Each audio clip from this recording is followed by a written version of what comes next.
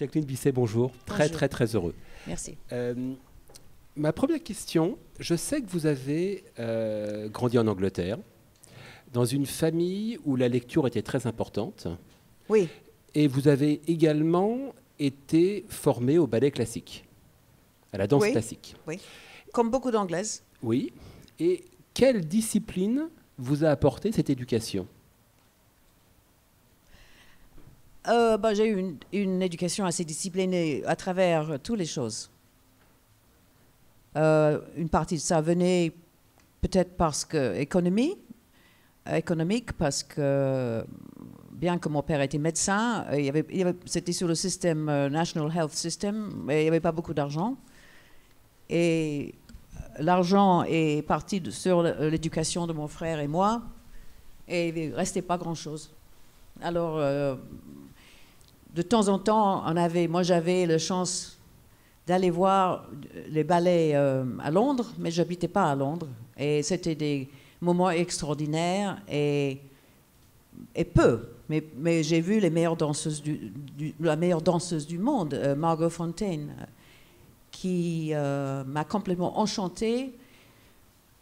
Et je dois dire que ce n'était pas juste une grande danseuse, c'était une grande actrice aussi. Alors, la combination avec une belle musique, ça enchante. Et moi, j'ai commencé à danser jeune et j'ai suivi plein de styles de danse, mais je n'étais pas faite pour ça. Mais ça m'a ouvert beaucoup de beauté. Et ma mère m'a appris comment écouter la musique. D'ailleurs, à l'école, on avait des cours de musique classique. Et tout le monde rigolait à travers toute la chose, mais moi, j'avais les yeux fermés et j'écoutais. Et j'étais gênée parce que les gens se foutaient de moi, parce que j'avais les yeux fermés, mais ma mère m'avait appris de me concentrer. Et des petites choses de discipline et de... Il n'y avait pas d'excès chez moi. Il y avait beaucoup de livres, énormément de livres, parce que mon père était médecin et ils étaient plutôt une maison très untidy, how do you say that? Désordonnée. Disons, il y avait des livres partout. Et bien quand j'aimais les livres, je voulais un peu d'espace pour qu'on puisse s'asseoir. Et je vivais dans une petite chaumière avec des toute petite maison et avec un jardin, un joli jardin. Il faisait très froid l'hiver, c'était très peu de chauffage. C'était pas très confortable, mais il y avait une certaine magie. Et ça, puis avec ce que je lisais, les contes de fées que j'ai lus pendant beaucoup d'années, des livres magnifiques, des contes de fées magnifiques. Je ne sais pas si j'étais préparée pour la vraie vie, mais j'ai eu quand même une enfance avec du charme. Mais on n'avait pas de télévision, mon père ne voulait pas de télévision. J'avais le droit d'écouter le radio à peu près 1h30 par semaine. Mon frère aussi. Et je ne sais pas, on jouait dans le jardin, on aimait bien une vie un petit peu dans les bois, un peu de boue, un peu de... les animaux, il y avait des fermes qui étaient assez près. Rien de spécial dans un sens, mais quand même... ma mère m'a mis les grains de choses sur ma vue générale. Je prenais un livre, il y avait quelque chose, je demandais une question. Il y avait des livres d'art, il y avait des livres sur la danse, ma mère jouait le piano, mon père aussi, mais dans un autre style. C'était un peu bordélique, mais c'était bien. C'était bien. Mais je n'étais pas gâtée. Mon frère non plus. Et ça, je suis très contente de ne pas avoir été gâtée comme petite fille, parce que je trouve maintenant il y a cet esprit de penser que tout vous est dû, et je trouve que c'est une très mauvaise manière d'entrer dans la vie et de penser qu'on vous doit des choses. Et je pense qu'il faut se battre pour des choses, je pense qu'il faut sortir de son truc et aller chercher des choses qui vous inspirent. Et je pense en réflexion, je pense que c'est ce que mes parents m'ont pas donné qui m'a fait partir de là et d'aller finalement en Amérique et chercher ma vie. encore une fois, c'est une question de ne pas être gâté. Votre père était anglais, Écossais. enfin britannique, enfin Oui. écossais. Votre mère était française. Hein. Oui, non, moitié. Moitié française. Anglaise et... Mais oui. quand est-elle partie? Est-ce qu'elle a connu la guerre? Juste en France? Oui, oui, oui. Non, elle était à Londres pendant la guerre. Elle était à Londres pendant Oui, la guerre. Parce qu'elle est partie de la guerre juste quand les Allemands sont venus. Elle est partie et c'est arrivée à trouver un bateau et elle est allée chercher son père en Angleterre. D'accord. J'ai l'impression que dans votre éducation, le cinéma était relativement peu présent. C'est ça. Oui. Oui. Oui. Du coup, comment êtes-vous devenue actrice? À quel moment de votre existence vous êtes dit, tiens, c'est un métier qui pourrait être pour moi? Parce que d'évidence, cela n'allait pas de soi. Non, j'avais même, quand j'ai commencé à penser ça, j'avais le droit d'aller au cinéma avec mes parents quand j'avais, je ne sais pas si c'était 15 ou 16 ans. Et ils avaient une petite cinéma dans la ville où ils jouaient des films étrangers. Qu'est-ce que je fais des fautes aujourd'hui? Et j'ai vu des grands films avec des grands rôles d'actrices, Jeanne Moreau surtout, qui m'avait complètement enchantée. Et je connaissais la France un peu. J'étais venue ici quand j'avais 8 ans, en Bretagne, et après à 12 ans à Paris. Et puis j'ai fait des échanges d'étudiants dans des familles différentes. Alors j'avais quand même vraiment ces racines qui se développaient beaucoup et rapidement. J'avais vraiment un amour immense pour la France. Et j'étais attirée à les films français, italiens et suédois, surtout. Et c'est une époque incroyable pour le cinéma. Incroyable. Et chaque film, c'est une révélation. Je dis, mais il y a des gens qui vivent ces choses-là. Je n'ai aucune idée de ce que c'est. Mais je suis tellement intriguée. Et à l'école, j'étais une des étudiantes qui faisait le latin. Il fallait aller le samedi matin. On avait un professeur extraordinaire qui parlait 10 langues et qui était tellement intéressant. Et chaque mot qu'il disait, il nous disait d'où ça venait les mots, etc. Et moi, je lui demandais beaucoup de questions. Et un jour, il me dit, vous êtes such a chatterbox. Comment dire? Chatterbox. Pipelette. Quoi? Pipolette? Alors, vous êtes une vraie pipolette. Et je ne sais pas si c'est la bonne traduction, j'espère que je ne me suis pas... Oui, enfin, que vous pourrez peut-être faire... Vous serez peut-être une bonne actrice. Et je dis, tiens, waouh. Bon, et puis je n'ai pas fait attention. Et peut-être 2 ans plus tard, j'avais changé d'endroit. J'habitais plus à l'école, j'étais à Londres. J'étais allée au lycée français de Londres pendant 2 ans pour faire mes examens. Et j'ai rencontré un dîner Roman Polanski. Et il m'a dit, je ne parlais pas, j'étais très, très timide et réservée. Et il m'a dit, et vous êtes une telle introverte. Vous êtes tellement introvertie. Vous êtes tellement introvertie que vous feriez peut-être une bonne actrice. C'est curieux, hein? Je dis, mais qu'est-ce qu'il faut être pour être une actrice? Les gens pensent souvent que c'est des gens qui aiment bien faire les idiots dans les parties, qui aiment chanter, faire les idiots, qui sont extroverts. Mais je crois que c'est le contraire, finalement, parce que maintenant, j'ai fait ça depuis très longtemps et je remarque que les acteurs sont souvent timides. Mais c'est sur l'écran qu'ils arrivent à devenir extravertis, enfin, je veux dire, à se libérer, quoi. Oui, se libérer. À se libérer. Voilà, ces 2 choses m'ont fait commencer à réfléchir. Peut-être, mais il ne faut pas que je dise parce que j'ai honte et puis parce que mon père n'a pas l'argent pour payer ça, les études. Il faudrait que je débrouille moi-même. Et quand j'ai quitté l'école, j'ai travaillé dans un café ou 2 cafés, un café arabe et un café chinois. Et j'aimais bien ça. Vous étiez à Londres à ce moment-là? Vous étiez à Londres à ce moment-là? J'étais à Londres, oui. Et j'aimais bien ça. Et j'ai dit, mais ça m'intéresse les gens. Et je sais qu'il va me laisser un bon pourboire. Et je sais que s'il commande le foie de veau, il me donnera un petit pourboire. C'était incroyable. Et j'ai commencé à regarder la philosophie, psychologie des gens. Et je trouve ça très chouette. Et j'ai fait ça pendant, je ne sais pas, 2 mois ou quelque chose. Et puis, je suis partie à Paris avec une copine. Et on a pris l'autobus pour aller en France. Et ça, c'était super. Et de peu à peu, graduellement, j'ai dit, bon, il faudrait que je gagne de l'argent. Comment je vais gagner de l'argent? Et on m'avait dit, peut-être, vous êtes assez jolie, vous pourriez peut-être faire les photos. Et j'ai essayé. J'étais nulle dans les photos. J'avais trop de poids, j'avais les cheveux qui frisaient, j'étais pas la bonne shape, j'étais pas la bonne forme ni la bonne mentalité vraiment. Mais je disais, mais c'est pas grave, tant que je gagne un peu de sous, je mettrai cet argent à côté et j'irai, si je peux, aller dans une école de jeu. Et ça ne s'est pas passé comme ça finalement. J'ai commencé à faire les petits trucs et j'ai pas fait l'école formelle. Et j'avais un peu peur de ça parce que en Angleterre, les gens, surtout s'ils vont faire du théâtre, ils font les écoles d'art dramatique. D'art dramatique, oui. J'ai suivi des cours avec une femme et j'ai essayé de voir le maximum de bons films. Et voilà, peu à peu, j'ai commencé. Vos débuts sont des apparitions, mais des apparitions dans trois grands films.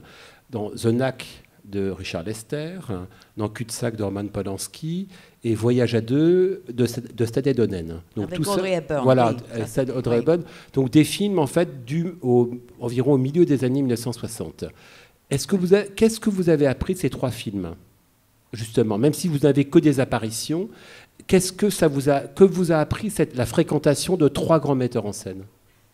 Je ne savais pas ce que le metteur en scène faisait. Je ne comprenais pas. Parce que sur le premier film, sur le film avec The Knack, il était fou, le metteur en scène. Richard Lester. Oui, il avait l'impression, pendant le déjeuner, il était allongé par terre, il dormait, et puis les gens... Je ne sais pas, c'était un genre de désarroi général sur le plateau. Je disais, mais qu'est-ce que c'est que ce film? Qu'est-ce que c'est que ce film? Il y avait aussi Charlotte Rampling et Jane Birkin dans le film. On était plus que, je ne sais pas, peut-être 12 filles qui avaient des tout petits apparitions. Et on ne se connaissait pas, mais c'est plus tard qu'on s'est rendu compte qu'on était tous... On avait commencé avec ce film-là. Je ne sais pas j'ai oublié la question. Qu'est-ce que vous avez appris de la fréquentation de trois grands metteurs en scène, donc à vos débuts? Polanski, j'avais vu 2 films de lui qui me plaisaient beaucoup. J'avais vu Repulsion et une histoire avec un placard. Un homme avec un placard ou... 2 hommes notamment... Oui. 2 hommes à un placard. Oui, qui est un court-métrage. Oui.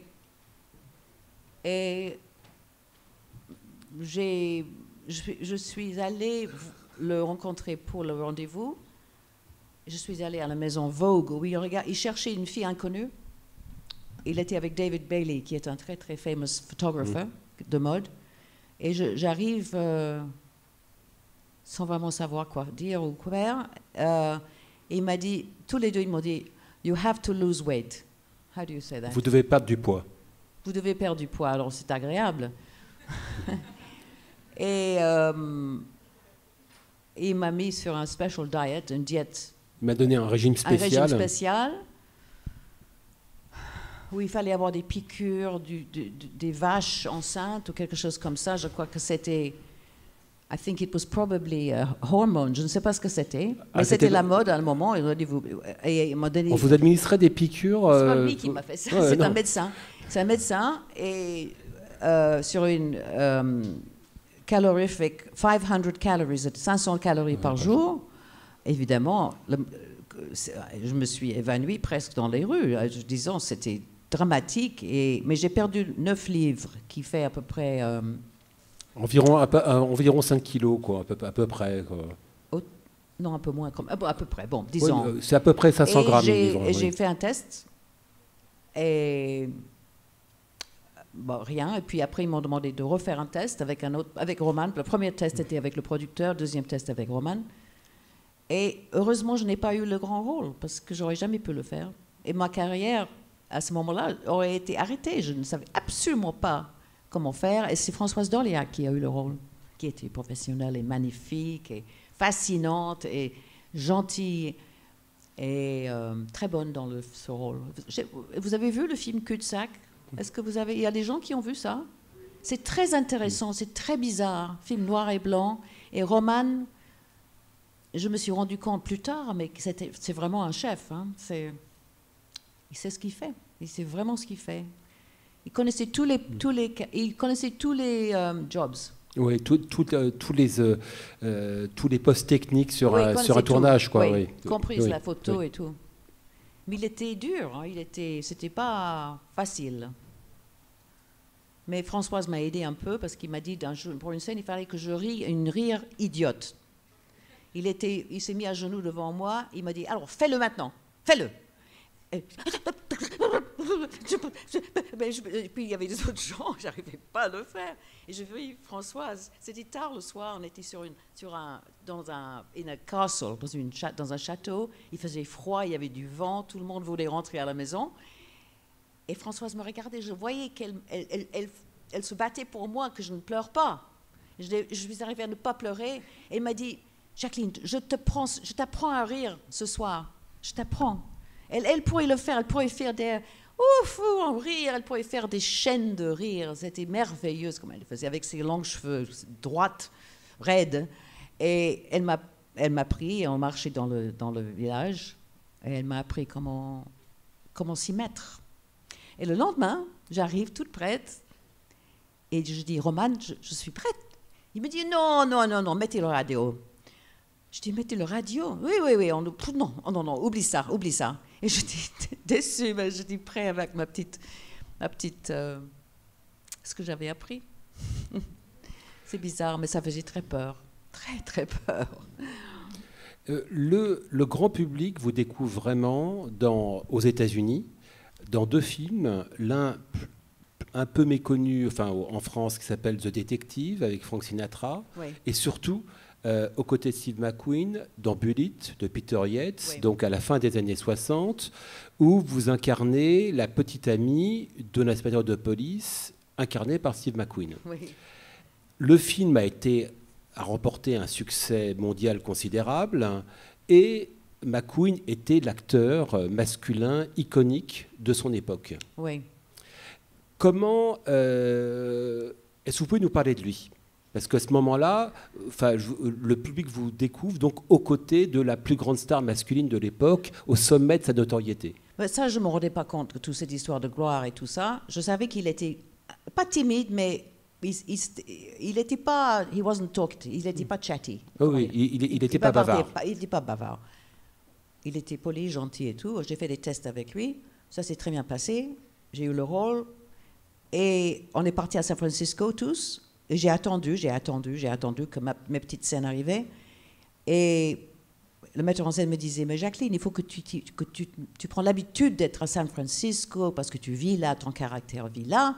Il faut que tu te mets à l'aise là. Je dis, mais qu'est-ce que je dois faire? Ce que ça veut dire, ça? Il me dit, bah, tu sais ce que tu vas vivre à San Francisco dans le film. Alors, je ne savais pas ce que ça voulait dire. Dans le sens que, bon, mais ils ont pris un appartement. Je me réveillais le matin, je disais, bon, j'habite à San Francisco, alors breakfast, et puis quoi? Qu'est-ce que je fais maintenant? Je ne savais pas comment. Il faut apprendre à se mettre dans le jeu du personnage. Et je ne savais pas. Alors je rentrais à Los Angeles, et puis ils me rappelaient. Et ça a continué pendant 10 semaines. Et je pensais, ils m'ont coupé du film, hein, je ne vais jamais arriver. Et quand c'est arrivé, bon, ben, j'aurais pu être mieux, quoi. J'ai fait de mon mieux, mais j'étais pas experienced, j'étais pas expérimenté. Mais alors justement, non, pas expérimenté, experienced. You mean experience that you didn't I have? was not experienced as an actress. Oh, yeah, vous n'étiez pas assez expérimenté comme actrice. Ah bon, Oui. c'est ça comment on le Oui. dit? Oui, ok. Mais alors justement, enfin, vous dites que vous n'étiez pas assez expérimenté comme actrice, mais ce qui est très impressionnant dans le film, c'est qu'on vous montrez une personnalité en fait que vous manifesterez tout au long de votre carrière. C'est-à-dire qu'auparavant, jusqu'à Bullitt, très souvent, le rôle féminin, la femme qui est à côté du flic, est toujours une femme objet. Elle est là pour décorer. Or, dans le film, En fait, vous moi, avez... je ne le voyais pas comme ça. Ah, moi. mais moi non plus. Dans le film, vous avez une personnalité aussi forte que le personnage incarné par McQueen. Parce que vous êtes justement la femme qu'il soutient dans un emploi qui le déprime. Peut-être, je ne sais Et pas. donc, véritablement, vous avez déjà une personnalité très forte dans J'avais un rôle déjà qui est fait- secondaire. Mais j'avais déjà fait des bons rôles. J'avais fait The Sweet Ride, qui était un des premiers films à Los Angeles, avec un vrai rôle. Je ne sais pas si j'avais fait The Grasshopper, je ne suis pas sûre. Je pense Il me semble que j'avais c'est fait ensuite. The Grasshopper. Ça, C'est c'était un ensuite. grand rôle, mais c'était un beau rôle. Et plusieurs autres rôles. Je n'étais pas complètement inconnue, mais disons, j'étais pas. I was not trained by like the actors studio. Je faisais pas le. Vous n'avez pas eu de formation à l'acteur studio. Non. Oui. Et d'ailleurs, je trouve ça difficile de travailler avec les acteurs qui ont fait ces études. Je trouve ça difficile. Moi, je suis comme une Anglaise. En fait, les Anglais, en général, ils lisent le script, ils l'apprennent, ils vont sur le plateau et ils le font. Mais les Américains, c'est compliqué. Ils apprennent à faire ils font des bruits, ils tapent le mur, ils crient. Et c'est très déconcertant. Parce que c'est très déconcertant et vous perdez votre concentration pendant qu'il tape le mur, il fait des cris. On dit, mais puis il court peut-être sur le plateau pour être essoufflé. On est là, on attend. Et puis il arrive, il dit, bonjour. Ça, c'est l'impression que j'ai eue. Mais McQueen n'était pas acteur studio du tout, c'était un instinctif. Je ne sais pas. Mais je ne sais pas. Mais c'est quand même, à travers les années, j'ai remarqué que... Mais l'acteur studio, il me semble, ce qu'ils font, c'est même si vous les connaissez personnellement, ils coupent ça complètement. Au commencement du film, vous les dites, ou peut-être vous les connaissez bien, peut-être vous les connaissez depuis des années, mais quand ils vous rencontrent sur le plateau, c'est comme si vous étiez une nouvelle personne, et ils construisent leur caractère basé sur personne en face qu'ils connaissent. Alors on peut avoir l'impression d'isolation quand on travaille dans ça. J'ai fait un Napoléon et Joséphine avec Armand Assante. Il était très bien en Napoléon, il était très bien. Moi, j'avais une très belle rôle. Mais je ne le trouvais pas. C'était Napoléon. Il était Napoléon et il était Napoléon jusqu'à la dernière jour. Quand il m'a dit on va danser. J'ai regardé, mais comment danser? On est libre ce soir, tu veux venir avec moi dans une boîte? J'ai dit non, parce que je ne sentais pas comme un vrai personne, c'était Napoléon. Et j'étais sa femme. Voilà. Dans votre trajectoire, qui est quand même, dans votre carrière qui est quand même assez particulière, assez rapidement, vous choisissez d'aller, donc au début des années 70, vous choisissez d'aller travailler en Europe, en France, en Italie, mais en France d'abord, où vous tenez le rôle principal de La Nuit américaine de Truffaut. Oui. Donc c'est en 1973. Et donc ça, c'était un rêve gagné, ça. C'est-à-dire? J'avais absolument envie de travailler dans le monde de Truffaut. Je ne pourrais pas imaginer comment je pourrais être dans son monde. C'est son ou ça? Son monde. Mais j'avais vu beaucoup de ses films et je trouve ça vraiment charmant, fraîche, intéressant, quelquefois légèrement subversif. Puis ça me plaisait beaucoup. Il aimait les enfants, il aimait beaucoup les femmes et le sujet était assez limité comme sujet. Il ne s'intéressait pas aux voitures, aux trains, les trucs boum, boum, boum. Ça ne l'intéressait pas. Mais c'était intime. Et ça m'a fait beaucoup de bien et je me suis donné de la valeur parce que la ville d'Hollywood était quand même fascinée que je sois choisie pour un film français, surtout Truffaut. Et les actrices qui tournaient à la Victorine à l'époque, il y avait plein de stars qui tournaient un autre film là, qui était un film moyen. Ils étaient très jalouses de moi et ça se sentait. Et c'était très drôle. Et je dois dire que j'aimais ça. Parce que je les voyais avec les yeux verts, comme ça. Comment tu as eu ce rôle? Moi, je dis, je ne sais pas, parce qu'il m'a choisi, c'est tout. Et non, mais c'était drôle, parce que quand j'ai fini le film, je suis rentrée à Los Angeles. C'était comme si j'avais eu the mark of the good housekeeping. La marque la bénédiction, oui, voilà, c'est ça. Un petit peu. L'imprimature. Oui, de la ville. Et puis, en plus, le film était tellement bien, et puis il a gagné l'Oscar du meilleur film étranger. J'étais pas là, j'ai raté ça, j'étais pas là à ce moment. Et ça m'a donné un peu de confiance. C'est la confiance, il faut le trouver pour rester dans le business. Il faut trouver il faut se renouveler intérieurement. Moi, je pense, personnellement, moi, je travaille beaucoup. Quand on commence, on peut travailler beaucoup. Mais il vient un moment, il faut arrêter un peu, je crois, parce qu'il faut que la vie vous donne des nouvelles choses, peut-être des tourmentes, peut-être des difficultés qui viennent peu à peu, et ça vous remet en charge de vos émotions, et vous avez une librairie de choses à jouer, et vous pouvez faire référence à plein de choses. Et puis évidemment, à mon âge là, moi j'ai une très très grande librairie de choses que j'ai vécues. Et c'est bien par moment de dire qu'est-ce que je vais faire, parce que mes émotions viennent très vite. Ils sont, au commencement, ils sont buried, how do you say, enterrés dans le corps. Il faut les sortir et puis il faut lutter pour les sortir. Et il faut trouver de nouveau chaque fois. On ne peut pas se mettre sur les on your laurels. On ne peut pas se mettre on your laurels. You can't sit on your laurels. Ah, sur vos lauriers. Vous restez sur vos lauriers. Non, il ne faut pas. Il faut lutter constamment. Il faut travailler la tête, le corps, le truc, et lire les nouvelles et être partie du monde actuel pour pouvoir être relevant. I don't know how you say pour être that. pertinent. Pour être pertinent, oui. Quand La Nuit américaine était votre premier rôle en français? Non, j'avais fait un film qui s'appelait...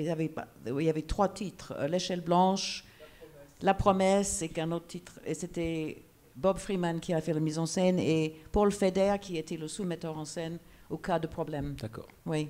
Mais il fallait quand même, avec Truffaut, enfin, ce n'était pas votre langue habituelle. Non. Donc comment est-ce que ça s'est passé? Doucement. Doucement. Parce que je faisais beaucoup de fautes. Mais il m'a dit un jour, Jacqueline, ne vous inquiétez pas, vous n'êtes pas une Française dans ce film. Vous pouvez faire des erreurs. Je dis, ah bon? Ah bon? Parce que quelquefois je bafouillais. Et j'ai dit, ah oui, c'est vrai. Alors ça m'a beaucoup allégée. Et j'ai dit, tant que vous ne changez pas les lignes juste avant la prise, ça va, je peux apprendre. J'allais doucement, je devais travailler beaucoup. Comme dans le film, il y a une scène où il me donne les mots, il a changé les mots, et je lui dis, vous les mettez sous l'oreiller, et demain matin, vous allez réveiller avec les mots dans la tête. J'ai dit, optimiste, hein. Ça, c'est une scène. Il prenait, comme beaucoup de metteurs en scène, ils prennent les choses de la vie et les mettent dans les films. Ils ont dit que c'est les voleurs, c'est des voleurs. Ouais. Est-ce que Truffaut manifestait une attention particulière aux acteurs? C'est difficile à dire. Il travaillait séparément avec chacun de nous. Pas particulièrement avec moi, mais je sais qu'il travaillait avec Nathalie Baye, avec les autres principaux Jean-Pierre acteurs. Léaud. Oui, pour le dialogue. Et comme elle jouait le script dans le film, elle était son script. Et je crois que tout le monde était prêt à le commencement, je pense. Moi, je ne peux pas dire que j'étais à l'aise. J'étais pas à l'aise, mais j'étais heureuse. C'est déjà beaucoup. Oui. Déjà beaucoup. En France, vous tournerez également l'année suivante, d'ailleurs, Le Magnifique de Philippe de Broca avec Jean-Paul Belmondo, oui. Qui est lui la grande star française, oui. alors que vous avez travaillé quelques années plus tôt avec la grande star américaine. Oui. Vous êtes dans Le Magnifique, vous retrouvez dans Le Magnifique, qui est un très très très bon film, même un très grand film. À mon sens, un des meilleurs scénarios de l'histoire du cinéma français. Quoi? C'est l'un des meilleurs scénarios de l'histoire du cinéma français, Le Magnifique de Philippe de Broca. C'est curieux parce que Francis Weber a enlevé son nom dans ce film. Eh bien, je veux bien le prendre à sa place. Hein. Oui, non, mais j'avais pas rencontré Francis Weber à l'époque. Je l'ai croisé finalement il y a pas mal d'années à Los Angeles. Il est tellement drôle. J'ai pas compris pourquoi il a enlevé son nom. J'ai jamais su la vraie histoire. Mais il était fâché de quelque chose. Je ne sais pas. Mais le film, est-ce que pour vous c'était une énorme différence de vous retrouver dans un cinéma français, certes, mais une production très différente de ce que pouvait être le film d'un cinéaste de la Nouvelle Vague? Je ne sais pas. Je n'avais pas vraiment un point de vue. J'étais ouverte, j'étais reconnaissante si quelqu'un me donnait un coup de main. J'étais toujours la question de parler vite en français. C'était toujours ce qui m'occupait la tête. Et Jean-Paul, c'est un splendeur. C'est un splendeur d'homme. Il est quelqu'un avec une décontraction et une coordination physique. C'est époustouflant. Époustouflant. Époustouflant. Époustouflant, oui. Et j'étais comme ça. Et ce qui était difficile pour moi, c'était de jouer les deux rôles. Et puis, je ne savais pas du tout comment une femme snob peut parler en français. Elle n'a pas la moindre idée. Et alors, j'ai dit, il faut que je trouve quelque chose. Et je dis, je vais prendre l'accent snob en anglais et je vais le faire en français. Ce qui a amené à cette drôle d'accent que j'avais dans le rôle de la bonne genre de l'autre caractère, pas l'étudiante. J'ai inventé ça et puis personne m'a dit arrêtez. Alors j'ai continué, mais j'étais pas fière. Non, c'était magique quelque part. Mais c'est magique, mais c'est difficile. Il y a des choses qu'on attend de vous. Dans tous les films, si vous devez être glamorous ou pas glamorous, il y a certaines responsabilités qu'on le sent. Moi, j'ai toujours eu un grand sens de responsabilité, beaucoup trop. Ça me piège. Je crois que c'est parce que j'étais relativement bien élevée et puis pendant beaucoup d'années, je n'osais pas dire quelque chose si je sentais que quelque chose n'allait pas parce que je disais, ces gens-là, ils font ça depuis beaucoup plus longtemps que moi. Mais je ne suis pas d'accord avec ce qu'ils disent, mais je n'osais pas parler. Mais peu à peu, je disais, mais moi, je connais mon caractère mieux que le metteur en scène, j'ai l'impression. Je ne parle pas des films français, là, ce n'était pas le cas, mais alors, il faut que je trouve une manière de faire ce que j'ai envie sans demander au metteur en scène. Et je crois que c'est ça le truc. Il ne faut pas les empester avec des questions. Ils n'ont pas la tête à ça, ils ont trop de choses à faire. Il y a toujours...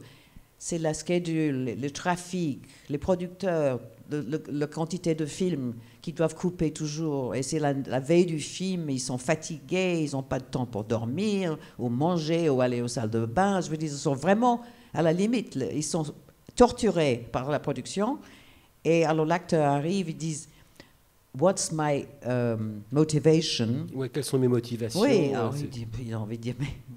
vous n'avez pas travaillé à la maison, est-ce que vous trouvez ça? Enfin, il peut vous aider avec ça, mais enfin, moi j'ai dit, bon, j'ai compris. Je ne demande presque pas de questions.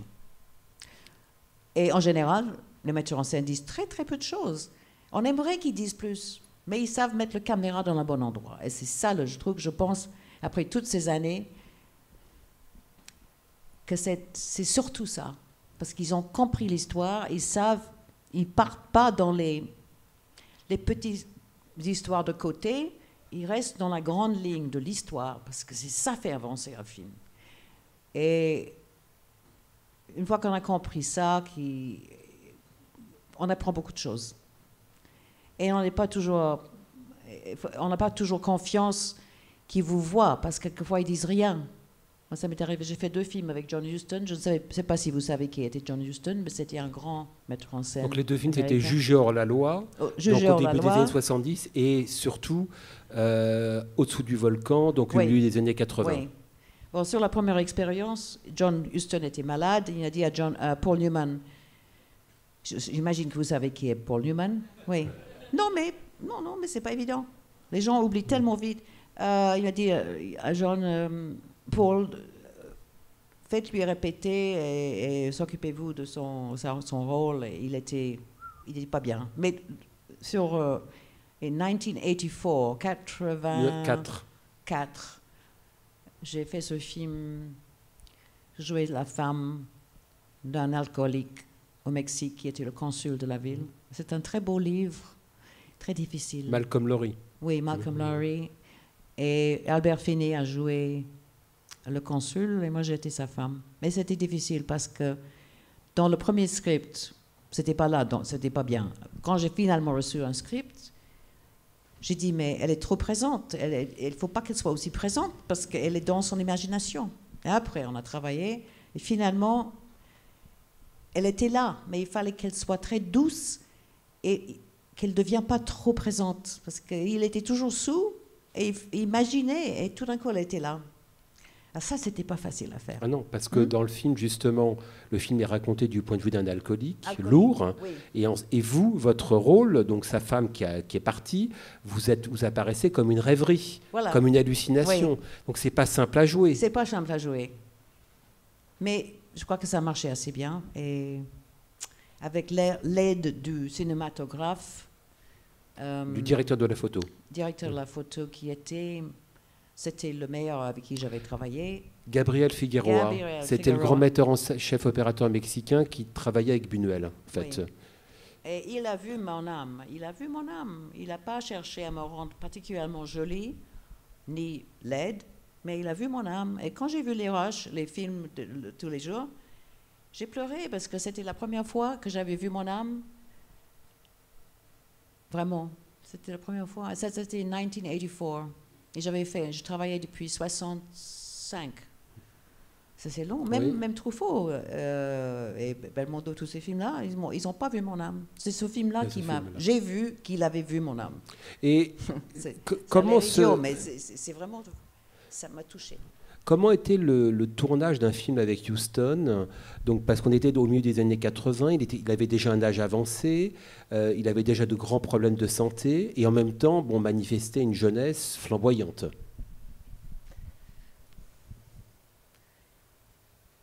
Comment c'était? Il avait une grande personnalité. Les gens projetaient sur lui leurs idées et il ne bougeait pas. Il était toujours lui. Mais c'était un homme dangereux. Et je l'ai vu le premier regard. J'ai dit, cet homme, c'est un homme dangereux. Et c'était pour un film que je n'avais pas fait avec lui, mais que je devais faire en audition. Et j'ai toujours senti ce premier feeling. C'était un chasseur, c'était un homme aux hommes, un man's man, comment you say, un homme aux hommes. Il était machiste, on va dire. Oui. Le plateau était très macho. Il y avait très peu de femmes là. Je me sentais très seule. J'étais au Mexique où tout le monde était malade et moi non, parce que je me suis mis au... comment s'appelle le boisson? À tequila, vous êtes Je me suis mis au tequila et ça marchait parfaitement. Et je ne mangeais pas les choses cuites, crues, et j'ai vécu sans être malade. Mais tout le monde était malade. et c'était il jouait au poker avec les hommes, et puis il y avait des grandes journalistes qui arrivaient. C'était très... un peu snob. Nous sommes des intelligents, et on fait un film magnifique. Et moi, j'avais envie qu'ils me disent, on va boire un verre, que je ne sois pas aussi seule. J'étais très seule. Et Albert Finney, je ne sais pas s'il buvait ou non, mais il était tout à fait dans son jeu. Il avait l'air complètement saoul. Il était normal, il se retournait. Et quand il s'est retourné vers moi, il avait les yeux tout rouges, il pleurant. Et il avait j'ai dit, c'était un grand acteur. Un grand acteur. Mais je ne crois pas qu'il buvait. Il aurait pu avoir un truc, mais je ne crois pas. Ce qui est très particulier dans les années 80, c'est qu'après avoir tourné dans les années 60 et 70 avec des metteurs en scène jeunes, en vogue, de la nouvelle vague, enfin de différentes nouvelles vagues, françaises, polonaises, même anglaises, vous, dans les années 80, vous tournez avec des metteurs en scène de l'ancienne Hollywood. John Huston, bien entendu, mais également George Cukor, dans un de vos plus beaux rôles dans Riche et Célèbre. Oui. Vous incarnez une romancière exigeante. En fait, c'est souvent votre personnage, d'ailleurs. Enfin, oui. Le personnage que vous tenez à l'écran d'un film à l'autre, c'est celui d'une femme exigeante. Ah bon? Oui, avec une forte personnalité. The Rich and Famous, oui, mais au-dessus du volcan, elle était très douce. Oui, mais toujours avec une forte personnalité. Je toujours. Me rends pas compte. Toujours. Je crois, oui, il faut avoir de la personnalité. On ne peut pas être fadasse. Il faut trouver quelque chose. Vous avez trouvé quelque chose, vous, en tous les cas, ça c'est sûr. Ah oui, vous avez retrouvé. Je ne sais pas. On me dit que j'ai des yeux intimidants et ça me traque un peu, ça. C'est parce que j'étais sur un plateau de film un jour et il y a un producteur français qui est venu et me dit, vous savez, Jacqueline, je ne peux pas vous regarder en face. Je dis, pourquoi? Il me dit, vous avez les yeux de Jack Nicholson. Oui, il m'a dit ça. J'ai dit, mais vous plaisantez. Il m'a dit, non, je ne plaisante pas. Vous avez le regard tellement direct. Alors je dis, moi, je vais essayer de vous parler comme ça. Je vais parler comme ça, et ça restait avec moi pendant longtemps. Et puis, c'était pas le premier. D'ailleurs, une des actrices qui est avec nous dans le jury, elle m'a dit presque la même chose hier. Je dis, je sais pas quoi faire. Je regarde les gens, je les regarde. Si j'ai mes lunettes, je regarde encore plus. Et je sais pas. Mais sur Riche et Célèbre, vous êtes...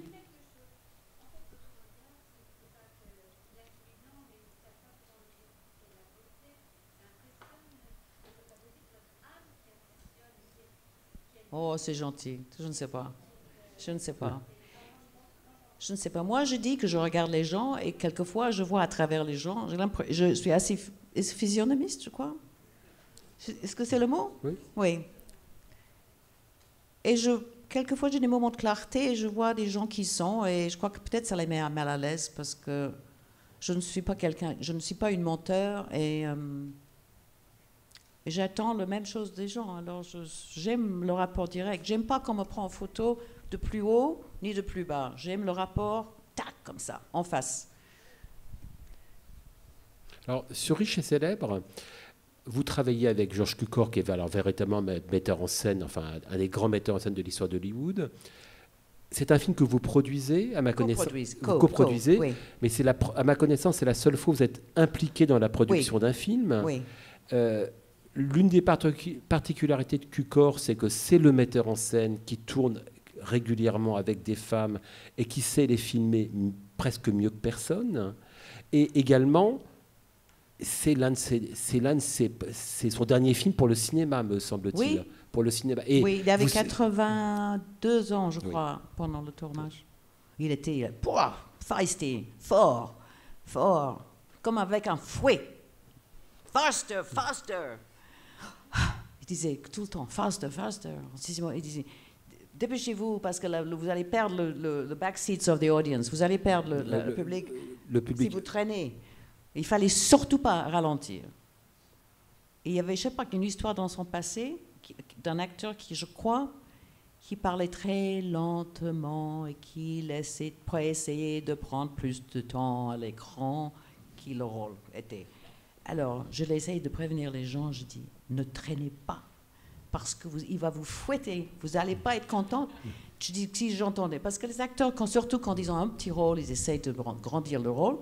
Je dis, non, allez, go, parce que je savais qu'il allait, quelquefois il brutalisait. C'était pas personnel, mais c'était son truc, il voulait que ça va vite. Et un jour, on travaillait avec Candice Bergen dans une scène une scène rapide, et il y avait Elizabeth Taylor qui est arrivée sur le plateau comme une amie pour visite. Il me dit, dépêchez-vous, ou bien Elizabeth va reprendre vos rôles, elle va prendre les rôles. Et elle n'était pas, évidemment, ça n'était pas possible, mais c'était tout d'un coup.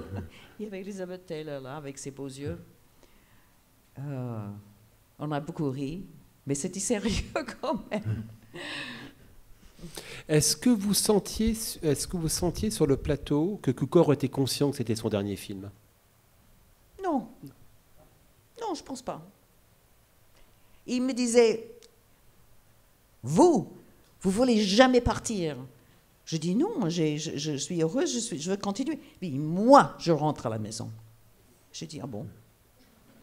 Il était fou furieux, il était fatigué, il en avait marre.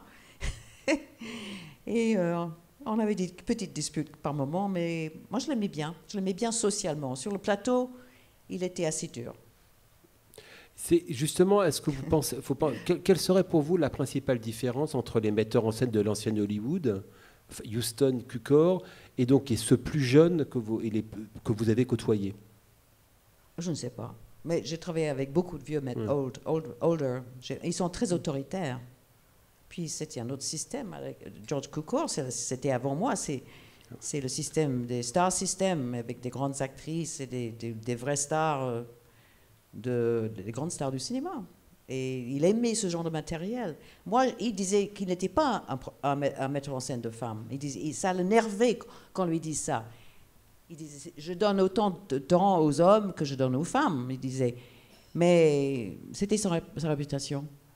Et je crois que c'était vrai. Il ne nous donnait pas plus de temps qu'il donnait aux hommes. Mais c'était il aimait les femmes qui avaient du feu dans le corps. Il voulait que ça va vite, que ça pète, que ça soit excitant et intelligent. Et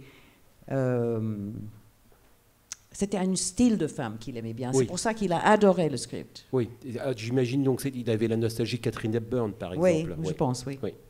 Enfin, pas seulement elle, plein d'autres. Oui, enfin, souvent, ces actrices des années 30 et 40, quoi. Enfin, bon, là où les actrices avec lesquelles il avait débuté, en fait. Je pense, C'est oui. pas. Vous étiez impliqué dans la coproduction du film. Pourquoi vous étiez-vous impliqué dans cette production et pourquoi ne l'avez-vous plus fait ensuite? J'étais à un moment de mon travail où je ne trouve pas ce que je veux faire. Je ne suis pas regardée comme je veux être regardée. Je suis quelqu'un de beaucoup plus agressive, plus intelligente, plus mondaine, plein de choses que je n'avais pas utilisées. J'avais plein de choses que je pourrais faire. Je voulais pas être la petite girlfriend du truc mouche et j'avais fait des jolis rôles, mais disais, c'est le moment, il faut que je m'affirme, parce que j'ai appris beaucoup de choses. Je fais ça depuis déjà pas mal de temps, déjà à l'époque. Je travaillais déjà 15 ans, et j'ai dit, je vais lire des scénarios. J'ai demandé à plein de gens de m'envoyer des scénarios, je lisais. Ça prenait beaucoup de temps, et j'ai trouvé Rich and Famous, et c'était avec un producteur qui avait essayé de le monter depuis 5 ans. Il ne pouvait pas le monter. Et j'adorais le rôle. Oh, j'ai dit, c'est pas que je voulais faire de la production, j'adorais le rôle. Je dis, je veux le faire. Et comme j'étais un petit peu à la mode à ce moment-là, après ayant fait un film, une aventure qui s'appelait The Deep. Les grands fonds, merci. Merci. Qui avait été un énorme succès aux États-Unis. C'était une grande, oui. En particulier, pas pour les bonnes raisons, mais disons. On va dire que votre plastique était mise en valeur dans le film. Voilà. Anyway, alors j'étais un peu chaud et je sais pas, on peut dire ce mot, on peut dire hot, chaud. J'étais en vogue. En vogue. Ah oui, j'étais pas chaud, j'étais en vogue. Et Nick Nolte sortait d'une série de télévision très fort et Robert Rich Man, Shaw. Poor Man, ça tout. Oui. Le riche et le pauvre. Ça s'est fait. Et moi, j'ai dit, je ne pourrais jamais aller en dessous de l'eau. Jamais je pourrais aller en dessous de l'eau. Je sais à peine nager. Je nageais, mais j'avais peur. J'avais une grosse peur de l'eau. Et peu à peu, ils m'ont convaincu. Et puis, j'ai eu un prof, un homme extraordinaire. C'était des vrais divers qui faisaient la recherche. Plongeur. Et il m'a dit, il faut commencer dans une piscine. Et après, on ira à la mer. Après, vous allez voir. Mais vous comprenez que vous pouvez... You can drown. How do you say drown? Vous pouvez plonger. No, you die. No, drown. Mais allez plonger très. Non, vous pouvez vous noyer. Vous pouvez vous noyer dans 1 mètre d'eau. J'ai dit vraiment? Il dit oui. Vous pouvez. Alors, c'est pas parce qu'on est dans une piscine qu'il faut faire il faut qu'on suit le protocole de ça. Et on a fait ça. Et puis. Quand il m'a amené à la mer, on était sur une precipice, underwater. Un précipice? It was underwater? Non, au-dessus. Non, on était sous l'eau, mais il y avait une précipice. Une fosse. Une fosse? On était sous l'eau déjà, mais devant nous était le vide. Le vide en haut, le vide, sans pouvoir voir le fond.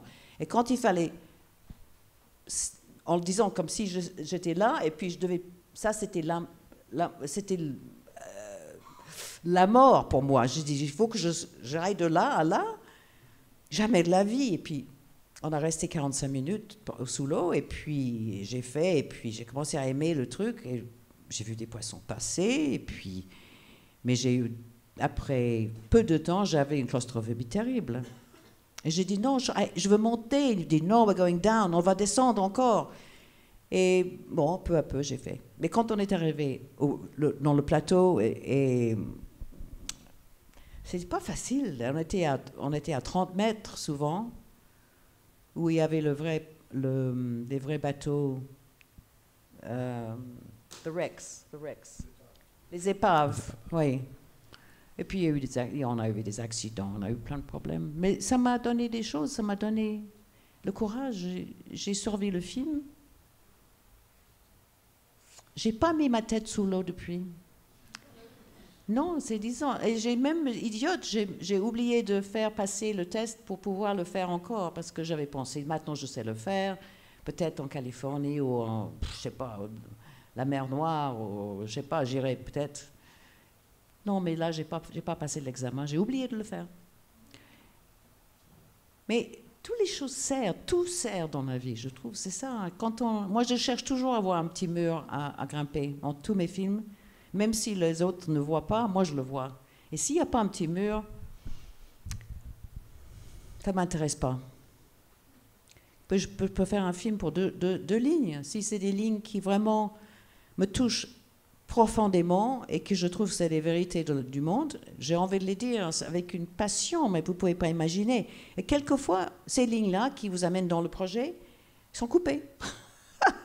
Le film n'a plus de sens pour moi. Mais ça arrive. Vous êtes dans les années 90, en 95, si je me souviens bien, vous avez tourné avec un autre metteur en scène de la Nouvelle Vague, Claude Chabrol, dans La Cérémonie. Oui. Est-ce que vous avez... quelles étaient les est-ce qu'il y avait de grandes différences entre un tournage avec Truffaut et un tournage avec Chabrol? Oui. Moi, j'avais pas vu les films, beaucoup de Chabrol. Je ne connaissais pas son cinéma. Je connaissais à peu près son cinéma, mais pas comme Truffaut. Il était OK, il était gentil, mais pas... Je ne sais pas, il ne s'est pas conduit avec moi comme j'aurais voulu. J'avais le troisième rôle, et j'étais là un petit peu par respect. J'avais une opportunité de le faire. J'ai dit oui, j'aimerais travailler avec Chabrol. Mais il y avait aussi Isabelle Huppert et Sandrine Bonner qui jouaient la méchante... le couple d'amis. Et je crois qu'il devait donner plus d'attention à eux qu'à moi. Et de temps en temps, je me sentais un petit peu en dehors. Et évidemment, encore, il parlait très vite, tout le monde se connaissait. On est là en essayant de dire les lignes sans avoir le temps de préparer, de faire les répétitions. Il n'y avait presque jamais de répétitions. Et aussi, Chabrol, il détestait les bourgeois. Enfin, c'était sa conversation. Je ne sais pas si c'est vraiment vrai, mais en fait, il était un bourgeois dans un sens aussi. Mais mon rôle, c'était la bourgeoise de la famille qui employait cette bonne. Et disons, il y avait une sorte de dérision vers mon caractère c'était l'histoire, c'était comme ça. Mais c'était compliqué. Cette histoire est tellement compliquée, ce film, le sujet. Moi, ça m'a vraiment fait réfléchir. Quand vous donnez le travail à quelqu'un, est-ce que vous les faites une faveur ou est-ce que vous les enlevez leur vie? Est-ce que c'est un cadeau ou c'est un travail? Ou je ne sais pas, est-ce que tout le monde veut travailler, mais en même temps, il y a une espèce de haine quelquefois vers les gens qui donnent le travail. Et là, dans ce film,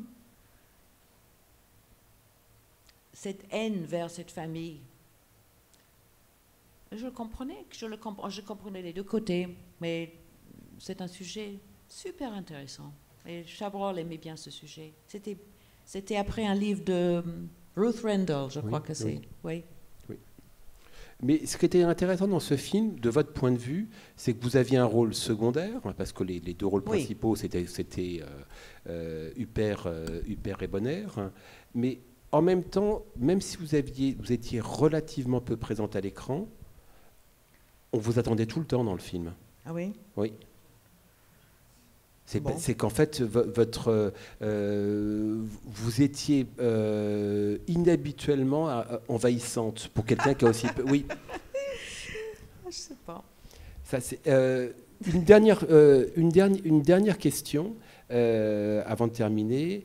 Vous avez tenu l'un des rôles de Welcome to New York d'Abel Ferrara, en couple avec Gérard Depardieu, dans un rôle qui était en fait qui était autour de l'affaire DSK, Dominique Strauss-Kahn à New York, et donc votre rôle était inspiré d'Anne Sinclair. Dans un sens, oui, et dans un sens, Non. dans un sens, oui, et dans un sens, non. Parce que ce que j'avais dans mon script ne la ressemblait pas. C'est une femme, Anne Sinclair, c'était une femme très radieuse, souriante, belle, très bonne journaliste, femme explosive. Et j'avais vu beaucoup à une époque à la télévision. Mais j'avais aucune scène où j'étais joyeuse et top. Et j'étais toujours furieuse. Très dur, très dur. Très dur, très dur. Et je dis, mais je ne peux pas la jouer. Je n'ai pas une scène où je peux la jouer comme je la vois. Et ça ne m'intéressait pas. Non, ce n'est pas moi qui ça m'intéressait. Ça n'intéressait pas Abel Ferrara que je sois comme elle. Ce n'était pas ça qu'il voulait parler. Il voulait parler de la corruption dans les milieux riches où les gens, un businessman ou un type comme Gérard Jouet, flânent dans le monde faisant des trucs comme ça. Il y a un manque de moralité ou de trucs, complètement un monde pourri d'argent et de choses pas très agréables. Il voulait parler de ça. Alors, le fait que j'ai senti que je voulais avoir, j'aurais aimé plus la jouer de plus près, mais je n'avais pas la possibilité parce que, comme je dis, il n'y avait pas une scène où je souris dans le film. Et j'étais gna gna gna gna gna toujours à mon mari, presque mon ex-mari. Mais j'adorais faire ces scènes avec Gérard. Il est formidable. Vous avez vu? Est-ce que quelqu'un a vu ce film? Non, j'ai l'impression que non. Oui, Welcome to New York. Les critiques ont été assez dures, mais certains critiques ont compris. Quelques-uns n'ont pas compris que Abel voulait faire. Moi, je suis ravie d'avoir fait ce film. Je tiens, I hold my position in this. Oui. Pour rester ferme sur le film. Oui. Jacqueline Bisset, merci beaucoup. C'était un plaisir. Oh, merci beaucoup.